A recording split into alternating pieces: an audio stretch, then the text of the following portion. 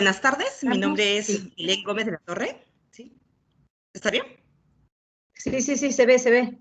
Y les voy a presentar los resultados de la investigación titulada Iniciativas digitales de los museos en tiempos de coronavirus, una mirada a los museos más visitados del mundo. La presentación abarcará brevemente 5 puntos: una introducción, los objetivos de la investigación y la metodología, los resultados y las conclusiones. Con la celebración del fin de año del 2019, pues nadie hubiera imaginado que el 11 de marzo del 2020 la Organización Mundial de la Salud declarara al COVID-19 como pandemia, lo que obligó a diferentes gobiernos a declarar el aislamiento social obligatorio como medida de prevención y control ante la crisis sanitaria y a diversas instituciones y organizaciones a cerrar temporalmente.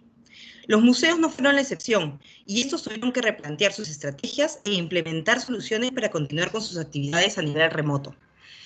Para ello, los museos hicieron uso de las herramientas que tenían a la mano y aplicaciones, ¿no?, para continuar operando y seguir llegando a sus públicos, reciclando o creando contenidos.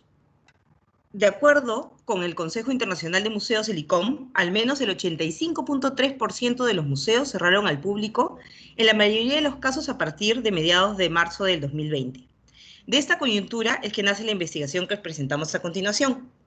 En el marco teórico, lo que hicimos fue presentar conceptos relativos a los museos para enmarcar nuestro objeto de estudio, de la definición de museos y sus cambios a lo largo de los años, ¿no?, y dar una mirada de cómo la tecnología los ha impactado. También planteamos las primeras iniciativas en el uso de herramientas digitales en línea, y a grandes rasgos reseñamos la evolución de la web o la red y el origen y evolución de las redes sociales. La investigación se centró obviamente en los museos más visitados del mundo. Para identificarlos, se revisaron una serie de directorios a nivel mundial. Lo que nos sorprendió es que ninguna institución sabe realmente el total de museos que existen en el mundo. Por ello es que tuvimos que recurrir a publicaciones especializadas para conocer los índices de visitantes a los museos. Entonces, lo que se obtuvo fue un listado de los museos más visitados del mundo entre los años 2016 al 2019, y creamos nuestra propia lista de museos. Para conocer sobre las iniciativas culturales, que era otro tema que nos interesaba conocer en esta investigación, se realizó una búsqueda de investigaciones y estudios que proponían tipologías de recursos en línea para museos. Con toda esta información, ¿no?, que la vimos en el estado de la cuestión, pasamos a los objetivos de la investigación. ¿Y qué era entonces en este marco lo que nos interesaba?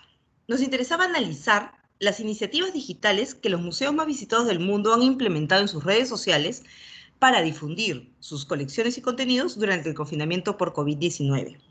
Entonces, a partir de este gran objetivo general, tuvimos 2 propósitos principales. Uno era identificar cómo es que habían utilizado estos museos las redes sociales en este periodo de confinamiento, de estos 3 meses, y por otro lado, clasificar estos distintos tipos de iniciativas digitales que los museos habían implementado en sus redes sociales durante este mismo periodo. Es así que planteamos nuestra metodología de investigación, y para alcanzar nuestros objetivos realizamos una investigación de tipo exploratoria descriptiva, dado que no existían estudios científicos que abordaran este tema tan actual. Asimismo, se trata de una investigación que se soporta en un análisis cualitativo y cuantitativo de la información recopilada. Pero para recopilar la información tuvimos que elaborar fichas, y para eso hicimos fichas de datos generales para los museos, fichas de cantidad de posteos o publicaciones, fichas de los canales digitales directos y fichas de iniciativas. En total, en este periodo de estudio elaboramos 2.712 fichas y se llenaron 2.650, las que han sido la base del análisis a través de una hoja de cálculo como por ejemplo ha sido el Excel. El periodo que abarca la recopilación de información va del 15 de marzo, fecha en que la mayoría de países dictan como medida el aislamiento social obligatorio, hasta el 15 de junio, es decir, 93 días. Fecha en la que la mayoría de países levantaron el estado de la alarma o relajaron las medidas del aislamiento social, pasando a las etapas de desconfinamiento por fases. De la población objeto de estudio, se seleccionaron 2 muestras. La muestra 1, los 30 museos más visitados del mundo, como podemos ver en la tabla que estamos presentando, y la muestra 2, que eran los 10 museos más visitados del mundo. ¿Por qué esta selección de dos muestras? Porque teníamos mucha información que teníamos que procesar en muy poco tiempo y porque además la información que teníamos estaba totalmente relacionada, las muestras, con nuestro objeto de estudio. Entonces, pasemos a conocer los resultados de la investigación y para eso los hemos dividido en dos partes. Cómo se usaron las redes sociales por los museos durante el confinamiento, que responde a nuestro objetivo específico 1, y cuáles fueron las iniciativas digitales de los museos, y lo que presentamos es nuestra propia propuesta de categorización de iniciativas digitales en redes sociales. Del primer punto, tuvimos muchísima información y teníamos muchísimas preguntas y había muchísimas temas interesantes que abordar. Por ejemplo, iniciamos con que los museos, esos 30 museos de la muestra 2, ¿tenían o no tenían una web propia? ¿Tenían una web institucional? ¿Tenían ambas? ¿Desde hace cuánto tiempo? ¿Con cuántas redes sociales cuentan? ¿Cuáles son? ¿No? ¿Desde cuándo? Porque eso también es interesante ver cuáles comenzaron. Una de las más antiguas ha sido YouTube. El Tate Modern la tiene desde 2005, ¿no? Por dar un ejemplo. ¿Cuál es el museo con más seguidores? Eso también nos interesaba conocer para ver después temas de engagement. ¿O cuál ha sido el museo más activo desde que tiene las redes sociales? Pero también cuál fue el más activo desde que se dio la pandemia. ¿Y cuáles de las redes sociales es la más activa? ¿No? En este caso sabemos de que Twitter es la más antigua. En este periodo tuvo 8.669 publicaciones o tweets, mientras que Facebook sería la siguiente con 4.916. Un poco menos, o sea, de la mitad, ¿no?, de las publicaciones que tuvo Twitter en el mismo periodo.